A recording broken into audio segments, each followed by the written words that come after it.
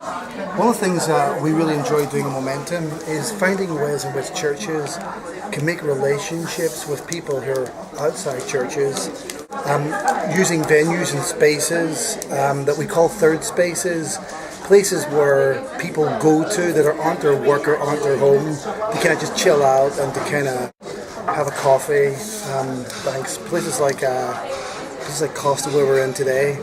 One of the things we like trying to do is help churches identify those spaces in their community and to try and find ways in which they can use them and connect with them as opportunities to make relationships, to nurture relationships, to develop friendships in very intentional ways that gets the church from out of its own comfort zone, that gets the church out of its own building into spaces and into relationships that are outside. And that's what we call evangelism, to kind of share the good news of Jesus that is outside.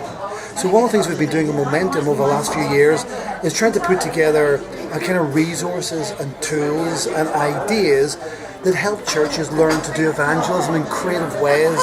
How do we connect with people who are no longer go to church? How do we connect with people whose conversation about God is, a way further back than where the church is often talking? How do we train Christians to kind of really understand the kind of post-Christian world we're in? And how do we find ways in which we can, resource churches, resource Christians, to engage in sharing the good news of Jesus in places like Costa, places all over the community, libraries, public spaces, pubs, and just even on a more practical, easy level, how people can be trained in their own lives to be an agent of reconciliation wherever they are, in their work, in their school, in their college,